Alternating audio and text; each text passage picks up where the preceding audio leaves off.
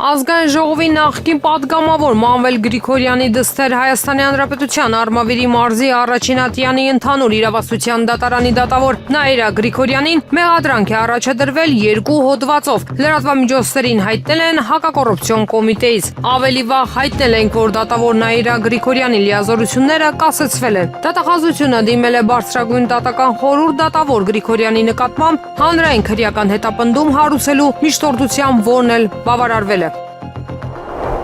Սահմանազատման գործընթացը պետք է շարունակվի եւ այդ գործընթացի որևէ փուլում պետք է անդրադարձ կատարվի անկլավների հարցին, հայտարարել է Ազգային ժողովի արտաքին հարաբերությունների մշտական հանձնաժողովի նախագահ Սարգիս Խանդանյանը։ Պետք է Հայաստանի Հանրապետության եւ Ադրբեջանի միջև սահմանազատման գործընթացի բոլոր արձանագրությունների հաստատումից հետո կնքվի պայմանագիր, որը պետք է վավերացվի։ Պետք է տեղի ունենան սահմանազատման աշխատանքներ, հետո Հայաստանի Հանրապետությունն ու Ադրբեջանը կորոշեն անկլավների թեմային, ինչպես անդրադառնան, եթե հանկարծ որևէ սցենարով որոշվի, որ Հայաստանի Հանրապետությունն ու Ադրբեջանը տարածքներով փոխանակվեն, այդ հարցը չի կարող տեղի ունենալ առանց հանրաքվեի։ Այդ հարցով հանրաքվե պետք է տեղի ունենա, ասել է նա։ Ըստ Խանդանյանի, հետագա հանդիպումների ժամանակ սահմանազատման հանձնաժողովները կքննարկեն այդ հարցը։ Սա մի հարց է, որ ամբողջությամբ հանձնաժողովների տիրույթում է, այստեղ քաղաքական, աշխարհաքաղաքական բան չկա, նշել է նա։ Ռուսաստանը պատրաստ է տարբեր ձևաչափերով քննարկել հնարավոր բոլոր մտահոգությունները, որոնք Հայաստանը կարող է ունենալ երկկողմ հարաբերությունների հետ կապված, հայտարարել է Ռուսաստանի արտաքին գործերի նախարարության պաշտոնական ներկայացուցիչը, մեկնաբանելով Հայաստանի դեմ հիբրիդային պատերազմների մասին տեղեկությունները։ Մարիա Զախարովայի խոսքով Մոսկվան հիբրիդային պատերազմներ չի վարում եւ հարգում է ցանկացած ժողովրդի ինքնիշխան ընտրությունը։ Պաշտոնյան հավելել է, թե նման վարքագիծը հատուկ է արևմուտքին։ Պատրաստ են քննարկել հայ գործընկերների հնարավոր մտահոգությունները, ինչպես խորհրդարանական գծով, այնպես էլ պրոֆիլային գերատեսչությունների միջև մեր առաջարկած խորհրդակցությունների շրջանակում, այդ թվում, եթե անհրաժեշտ է, ռուս-հայկական հարաբերությունների շուրջ ձևավորվող տեղեկատվական ֆոնի շտկման նպատակով, նշել է Զախարովան։ Ռուսաստանի Դաշնության արտաքին գործերի նախարարության ներկայացուցիչը վստահեցրել է, որ Ռուսաստանը միշտ եղել է եւ մնում է Հայաստանի հուսալի դաշնակիցը ու միշտ անապահ օգնության է հասնում երկրին։ Ֆրանսիայի զինված ուժերի նախարար Կատրին Վոտրենը հրաժարվել է ասել, թե քանի միջուկային մարտագաղթիկ ունի երկիրը իր զինանոցում, նշելով, որ երկիրը բարձրացնում է իր պաշտպանական կարողությունները տարբեր ոլորտներում։ Դա գաղտնիք է, ես ձեզ չեմ ասի մարտագաղթիկների քանակը։ Դա գերգաղտնի է, ասել է նա Եվրոպա 1 ռադիոկայանի եթերում հրաժարվելով հաստատել հաղորդավարի կողմից մեջբերված 290 մարտագաղթիկների մասին տեղեկությունը։ Բայց կարող եմ ասել, որ մեր երկիրը իսկապես զինվում է բոլոր ոլորտներում, քանի որ եթե նայեք Ուկրաինայի փորձին, պարզ է դառնում, որ մենք պետք է զինվենք բոլոր ոլորտներում, այսինքն անօդաչու թռչող սարքերով, անօդաչու թռչող սարքերի դեմ սարքավորումներով, իհարկե, բայց նաև հետևակային ուժերով եւ ավիացիայով, որովհետեւ մենք շատ լավ հասկանում ենք, որ առկա սպառնալիքի առջեւ անհրաժեշտ է ավելին անել, ասել է նա։ 2020 թվականին Ֆրանսիայի նախագահ Էմանուել Մակրոնը հայտարարեց, որ հանրապետության միջուկային զինանոցը կազմում է 300-ից պակաս մարտագաղթիկ։ Իրանը շարունակում է հավատարիմ մնալ Իսլամական Հանրապետության միջուկային ծրագրի շուրջ տարաձայնությունները լուծելու համար խաղաղության համաձայնագրին, հայտարարել է Իրանի փոխարտգործնախարար Սայիդ Խատիբ Զադեն Աբու Դաբիի ռազմավարական բանավեճում ելույթ ունենալիս։ Այս ագրեսիայից հետո Իրանի դեմ Իսրայելի գործողությունը եւ Ֆորդոյի Նաթանզի եւ Սպահանի միջուկային օբյեկտների վրա ամերիկյան հարձակումը Իրանը դուրս եկավ միջուկային զենքի չտարածման մասին պայմանագրից հենց այն պատճառով, որ մենք մտադիր ենք հասնել խաղաղ միջուկային համաձայնագրի, ասել է իրանցի պաշտոնյան։ Նրա խոսքով Իրանի իշխանությունները կշարունակեն զարգացնել իրենց քաղաքացիական միջուկային ծրագիրը, ինչը հպարտության հարց է Իսլամական Հանրապետության համար։ Միևնույն ժամանակ ընդգծեց Խատիբ Զադեն, երկիրը պատրաստ է աշխարհին ապացուցել, որ չի ձգտում միջուկային զենք ձեռք բերել։ Բելարուսի պետական մաքսային կոմիտեի տվյալներով արդեն 800 լիտվական բեռնատար է տեղադրվել Բելարուսի հատուկ կայանատեղիներում։ Այս ծանր բեռնատարները մնացել էին հանրապետությունում լիտվական սահմանի փակվելուց հետո։ Բելարուսի արտաքին գործերի նախարարությունը հայտարարել է, որ երկրում մնացած ավելի քան 1100 լիտվական բեռնատարներ կտեղափոխվեն հատուկ կահավորված կայանատեղիներ։ Այդ վայրերում արդեն տեղակայված է 800 լիտվական բեռնատար։ Բերեստովիցա անցագետում 350, Բենյակոնի 160, Կոտլովկա 220, Կամեննիլոկ 70, հայտնել է Բելարուսի մաքսային ծառայությունը։ Ֆիլիպիններում Ֆունգվոն գերթայֆունի զոհերի թիվը հասել է առնվազն 18-ի, այս մասին հաղորդել է ֆիլիպինյան ABS-CBN հեռուստաալիքը։ Կիրակի օրը Ֆիլիպինների հյուսիս-արևելքում գերհզոր թայֆուն էր, ավելի վաղ հաղորդվել էր առնվազն 8 մարդու մահվան մասին, իսկ մոտ 1.4 միլիոն մարդ տեղահանվել էր։ Երեքշաբթի օրը փրկարարները Ֆիլիպիններում սկսել են մաքրել ավերիչ թայֆունից հետո տեղի ունեցած ավերածությունները, շատ գյուղերում ջրերը նահանջել են, իսկ զոհերի թիվը հասել է 18-ի, հայտնել է աղբյուրը։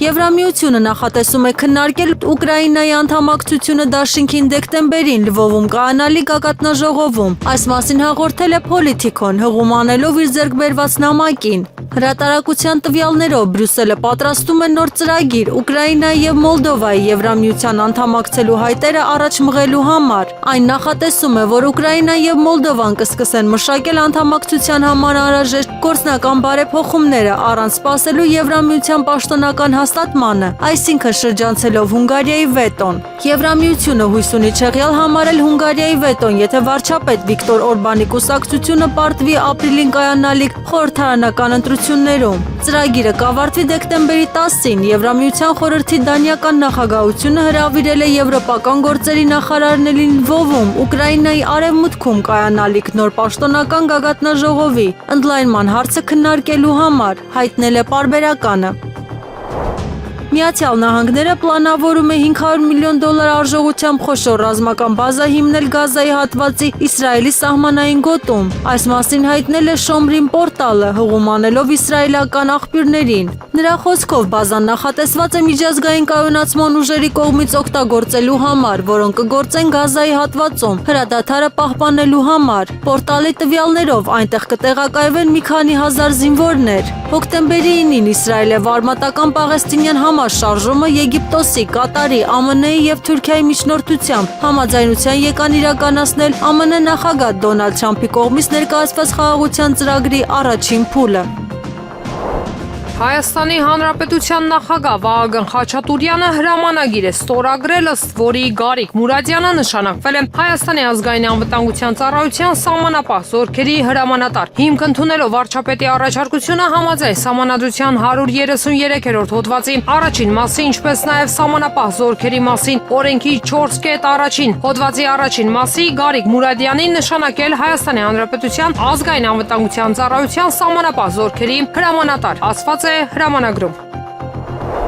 Բնապահպանության եւ ընդերքի տեսչական մարմինը նոյեմբերի 10-ին վարչական վարույթ է հարուցել ուսումնասիրելու Ամուլսարի հանքի տարածքում ընթացող շինարարական աշխատանքների հետևանքով խմելու ջրի հնարավոր աղտոտման դեպքը։ Բնապահպանության եւ ընդերքի տեսչական մարմնից հայտնում են, որ վարույթի հարուցման հիմք է հանդիսացել համացանցում տարածված տեսանյութը։ Տեսանյութում ըստ նախնական տեղեկությունների երևում է, թե ինչպես է աշխատանքների արդյունքում պղտորվել խմելու ջուրը։ Համացանցում տարածված Ամուլսարի հանքի տարածքում շինարարական աշխատանքների արդյունքում խմելու ջրի աղտոտման վերաբերյալ տեսանյութի հիման վրա բնապահպանության եւ ընդերքի տեսչական մարմնում հարուցվել է վարչական վարույթ։ Նշված է բնապահպանության եւ ընդերքի տեսչական մարմնի հաղորդագրության մեջ։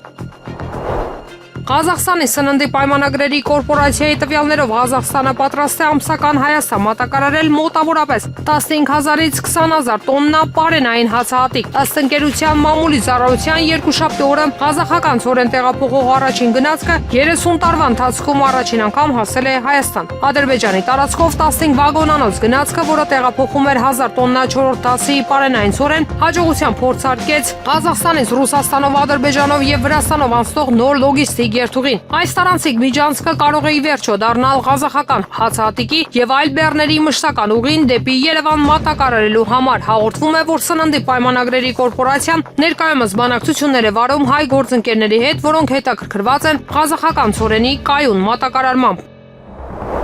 Սիսիական ջոկատի հրամանատար Աշոտ Մինասյանին 2 տարվա ազատազրկման դատապարտելու վերաբերյալ վերաքննիչ քրեական դատարանի որոշման դեմ վճռաբեկ բողոք է ներկայացվել թե պաշտպանի, թե գլխավոր դատախազի կողմից։ Փաստինֆոն տեղեկացնում է, որ պաշտպանը պահանջում է բեկանել դատական ակտը եւ կայացնել արդարացման դատավճիռ։ Դատախազությունն էլ պահանջում է մասնակի բեկանել եւ որպես պատիժ կիրառել ազատազրկում 2 տարի 6 ամիս ժամկետով գործող զեկույցը վճռաբեկ դատարանի դատավոր Արտուր Պողոսյանն է դեռևս արկա չէ։ Տեղեկատվություն բողոքները վարույթ հայտ ընդունելու վերաբերյալ հիշեցնենք Սիսիական ջոկատի հրամանատար Աշոտ Մինասյանը Աշոտ երկաթը 2025 թվականի հոկտեմբերի 16-ին դատապարտվեց 2 տարվա ազատազրկման։ Նա մեղադրվում է ապօրինի կերպով հրազեն ռազմամթերք պայթուցիկ նյութեր ձեռք բերելու, փոխադրելու, պահելու մեջ։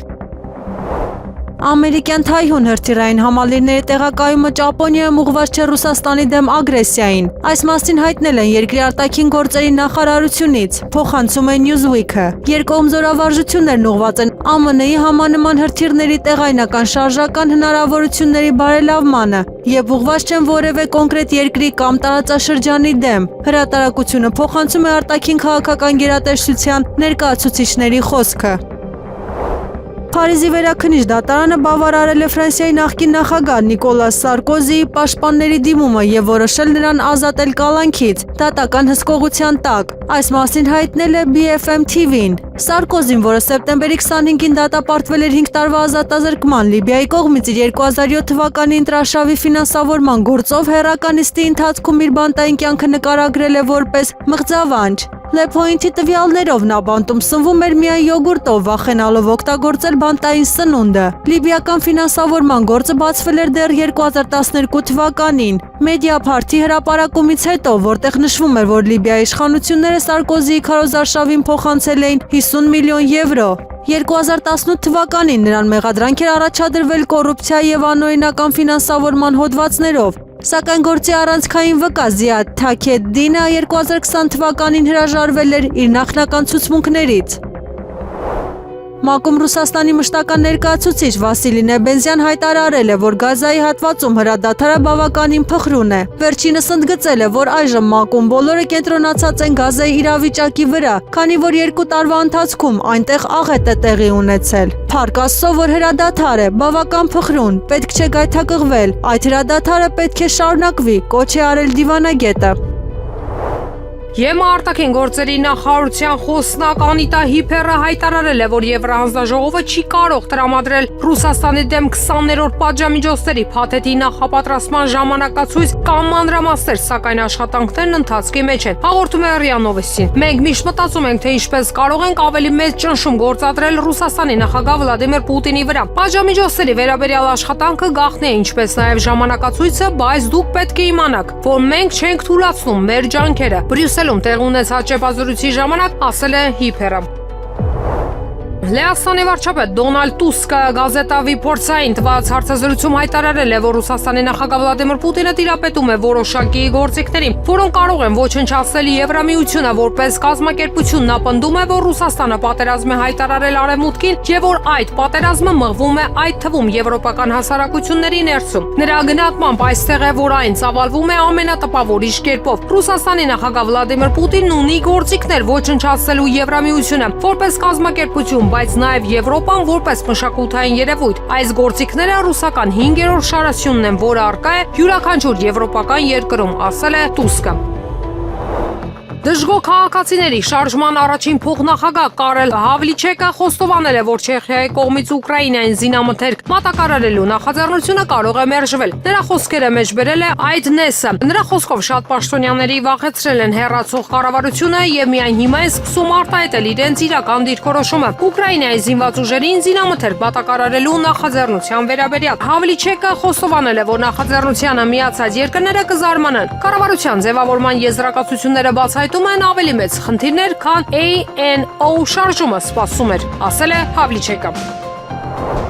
Հայկական երաստ գյուղի հիշողության բլրի վրա լռությունն ավելի բարձր է խոսում, քան բառերը։ Ողբերգությունից 5 տարի անց մայոր Յուրի Շուկի եւ ավագ լեյտենանտ Ռոման Ֆեդինայի կիսանդրիների մոտ ծաղկեպսակները ոչ միայն հարգանքի տուրք են, այլև լուր նախատինք։ Այստեղ, որտեղ ռուս զինվորականները եւ ՄԻՌ հիմնադրամի ներկայացուցիչները ծաղիկներ են դրել, կարելի է զգալ անցյալի եւ ներկայի հիշողության եւ քաղաքականության միջեւ անբաժանելի կապը։ Աններելի վթար 2020 թվականի նոյեմբերի 9-ին Երևանի ժամանակով մոտավորապես ժամը 18:30-ին Լեռնային Ղարաբաղում եռակողմ հրադադարի մասին հռչակագրի ստորագրումից մի քանի ժամ առաջ ռուսական Mi-24-ը ուղեկցում էր 102-րդ ռազմական բազայից եկող շարասյունը։ Նախիջևանից սահմանին գտնվող հայկական Երազք գյուղի երկնքում ուղղաթիռը խոցվեց Ադրբեջանի տարածքից արձակված հրթիռով։ Անձնակազմի 2 անդամ զոհվեց, իսկ 3-ը ծանր վիրավորվեց։ Ադրբեջանը միջադեպն անվանել է ողբերգական միջադեպ, վթար, պաշտոնական ներողություններ, փոխհատուցման առաջարկներ, բայց կարող են խոսքերը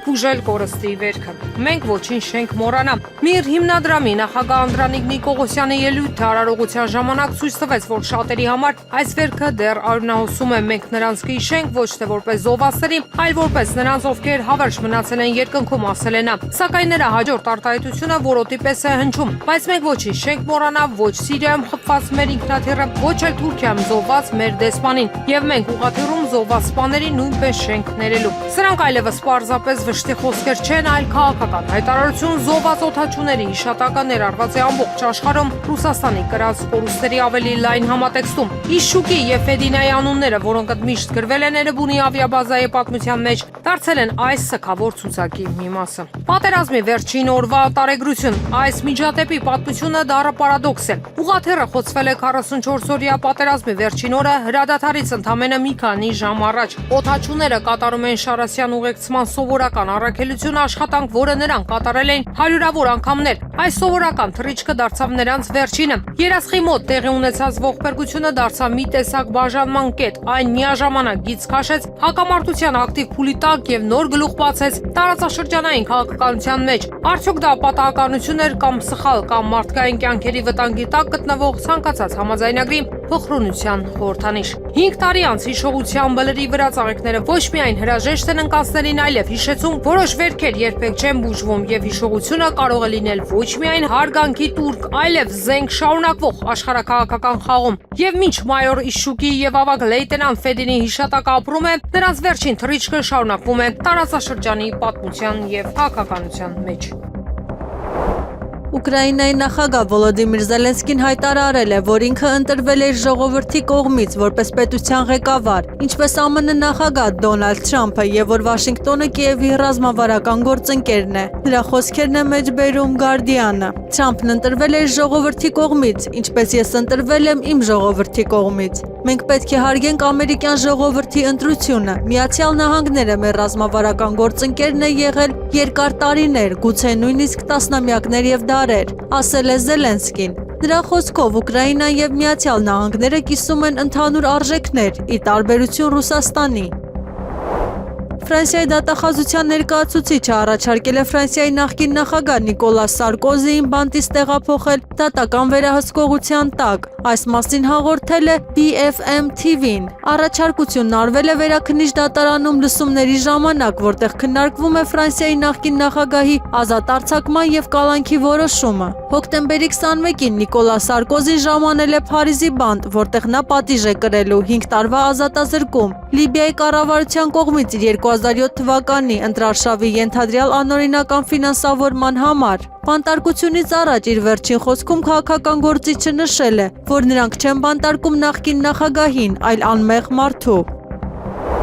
Երևանի փոխքաղաքապետ Արմեն Փամբուկշյանն է դիմել մեր համակարգացիների խնդրանքով, որ լուրջ չվերաբերվեն իր անունից ստացված հաղորդագրությունների WhatsApp հավելվածում իր անվան, բայց ուրիշի հեռախոսահամարով օգտահաշիվ են բացել, գրում են մարդկանց։ Ուզում եմ տեղեկացնել, որ իմ անունից հնարավոր է ստանալ հաղորդագրություններ, որոնք կարող է թվալ, թե ուղարկված են իմ կողմից, բայց դա ես չեմ։ Նման հաղորդագրություններ կարող են գալ ոչ միայն WhatsApp-ից, այլև Telegram-ից կամ այլ հարթակներից։ Խնդրում եմ չպատասխանել նման հաղորդագրություններին, չսեղմել հղումների վրա, չտրամադրել անձնական տվյալներ, սոցցանցի ռեջին ահազանգող գրությամբ հայտնել է Տիգրան Ավինյանի տեղակալը եւ զգոնության կոչ արել։ Խնդրում եմ նախքան արձագանքելը միշտ վստահ լինել, որ հաղորդագրությունը իսկապես իմ կողմից է, գրել է նա։ Երկրորդ օրը ես Ղարաբաղում էի եւ այն ինչ տեսել եմ ինձ բերել է 1-2 օրվա ընթացքում համոզմունքի, որ այս պատերազմում մենք պարտվելու ենք։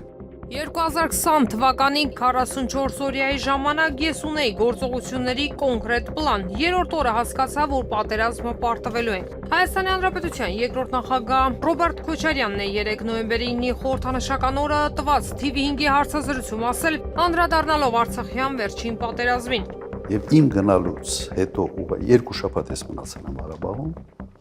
ամեն օր Արկադի Ղուկասյանի եւ Բակո Սահակյանի միջոցով փորձում էի հորդորել Արայիկ Հարությունյանին, որ անեն ամեն ինչ պատերազմը կանցնելու համար։ Ակնհայտ էր, որ մենք պարտվում ենք։ Նույնիսկ ես առաջարկեցի այն ժամանակ հանդիպենք նախկին նախագահներով եւ ներկա նախագահով, թեկուզ Արայիկ Հարությունյանի նկատմամբ իմ վերաբերմունքը հայտնի է։ Ինքը չպետք է հայտնվեր այնտեղ նախագահի պաշտոնում։ Բայց այնուամենայնիվ ես ինքս գնացի, ես ինքս դա առաջարկեցի եւ ես ունեի կոնկրետ պլան գործողությունների, թե ինչ է պետք ա։ Պաշտպանությունը կազմակերպելու տեսանկյունից շատ կոնկրետ առաջարկներ էր եւ զուգահեռ իհարկե անել ամեն ինչ, որ առաջ պատերազմը կանցնելու համար։ Ինքը մերժեց։ Չուզեց հանդիպել եւ Բակո Սահակյանի միջոցով փոխանցեց հետեւյալը. եթե ես հանդիպեմ Քոչարյանի հետ, ինձ Հայաստանի վարչապետը ուտելու է։ Ուղղակի իր բառը։ Ինձ կուտի։ Ես ձեզ ոտի տակ կտամ, ոչ թե ձեզ հետ կբանավիճեմ։ Սկադրային քաղաքականությունը հետևյալն էր, ինքը չէր վստահում բանակին եւ ուզում էր բանակում կարևոր պաշտոններում ունենալ լոյալ մարդկանց։ Ես չի տեսնում նորմալ կառավարում բանակի, ուղղակի չկար։ Որովհետև միջև այդ այնպիսի փոփոխություններ էր կատարվել հրամանատարական կազմում եւ առանցքային պաշտոններում նշանակվել են մարդիկ, որոնց հակով չէր այս պատերազմը։ Սա կնհայտ էր եղել։ Իսկ կադրային քաղաքականությունը հետևյալն էր, ինքը չէր վստահում բանակին եւ ուզում էր բանակում կարևոր պաշտոնների վրա ունենալ լոյալ մարդկանց։ Համատարած կադրային փոփոխություններ եւ հիմքում միայն եղել է լոյալությունը։ Վատեր ընդհանրապես բանակի մատակարարման հետ կապված ուղղակի բոլոր հարցերը, բոլոր անխտիր։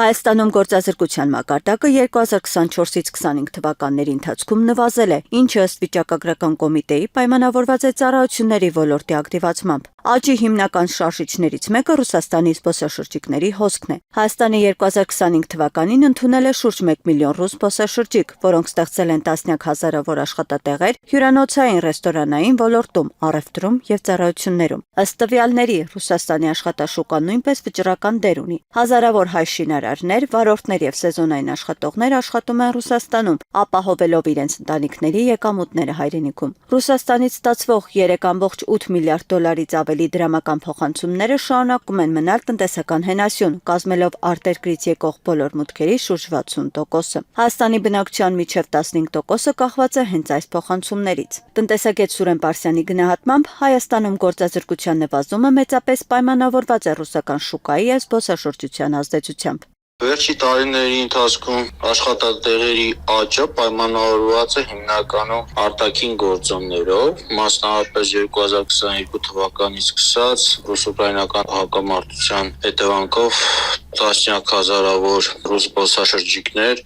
եկան Հայաստան, ինչպես նաև նրանց իրենք տեղափոխեցին իրենց այդ սեփական գործերը, հատկապես IT ոլորտի եւ այլ ուղղություններով, եւ Հայաստանի ներքին շուկայում էապես ավելացավ սպառումը, մասնավորապես հանրային սննդի նկատմամբ սպառումը, առաքման նկատմամբ սպառումը, նաև կտրուկ ավելացավ նկանշարժ գույքի շուկայում պահանջարկ, վարձակալության վճարները աճեցին եւ դա էլ խթանեց նականշարժ գույքի շուկայում պահանջարկը եւ այլն։ Սրանք վերջի տարիներին էապես նպաստեցին, որ եւ աշխատատեղերը ավելացան, հատկապես այսպես սպառման ոլորտում, սպասարկման ոլորտում Այնպես է շինարարության ոլորտում եւ սրա արդյունքում մենք ունենք աշխատատեղերի էական աճ, այնուամենայնիվ գործազրկության մակարդակը դեռևս մնում է բավականին բարձր մակարդակի վրա, մոտ 13-14%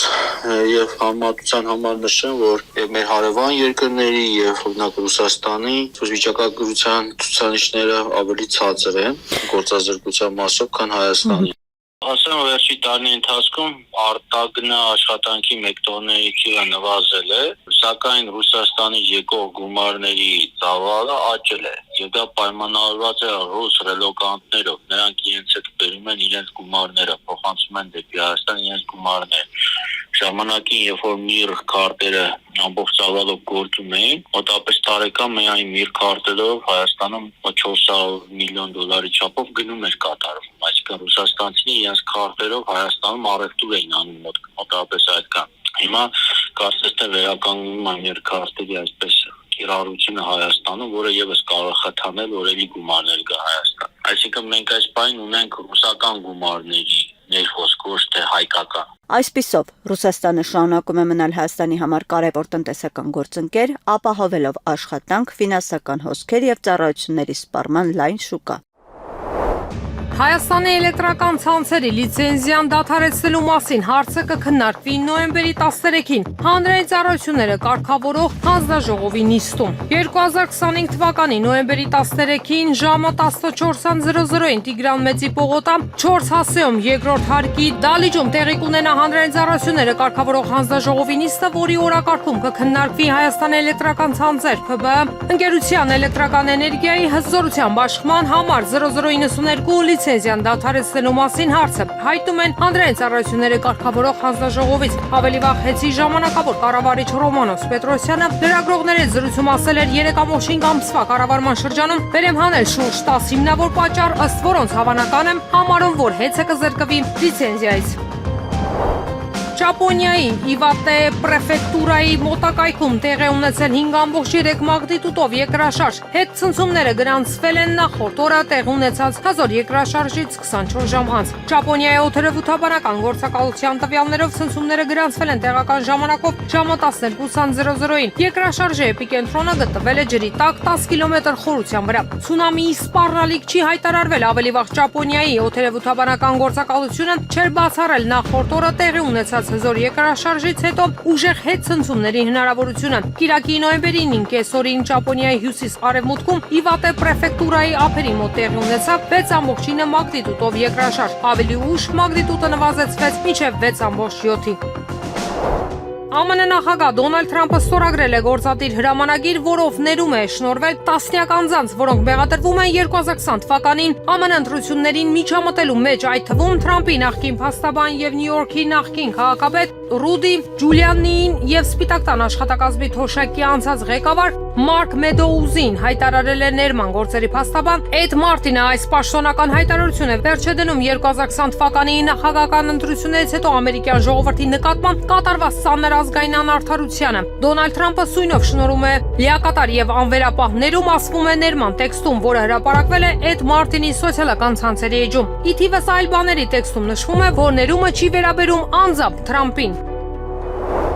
Ինդոնեզիայի նախագահ Պրաբովո Սուբիանտոն հանձնարարել է համապատասխան գերատեսչություններին քննարկել որոշակի առցանց խաղերի հասանելիության սահմանափակման հարցը։ Ջակարտայի դպրոցում տեղի ունեցած պայթյունից հետո միջադեպը կարող է պայմանավորված լինել երեխաների կողմից համակարգչային խաղեր խաղալով, հայտարարել է պետքարտուղար Պրասեիտո Հադին։ Նախագահը շեշտել է առցանց խաղերի սահմանափակման քննարկման եւ դրանց բացասական ազդեցության ու հետևանքների դեմ պայքարի ուղիներ մշակելու անհրաժեշտությունը։ Նախարարը շեշտել է, որ պետության ղեկավարի որոշումը հիմնված է ոստիկանության այն պնդումների վրա, որ դպրոցի աշակերտներից մեկը կարող է ներգրավված լինել միջադեպում։ Հադին նշել է, որ որոշ տեսախաղեր կարող են պարունակել բռնության տեսարաններ եւ բացասաբար անդրադառնալ դեռահասների հոգեկան առողջության վրա։ Ինդոնեզիայի մայրաքաղաքի դպրոցներից մեկում նոյեմբերի 7-ին պայթյուն է տեղի ունեցել։ Ականատեսները հայտնել են, որ միջադեպը տեղի է ունեցել աղոթքի ժամանակ։ Ջակարտայի ոստիկանության տվյալներով միջադեպի հետևանքով զոհեր չկան, սակայն առնվազն 96 մարդ վիրավորվել է։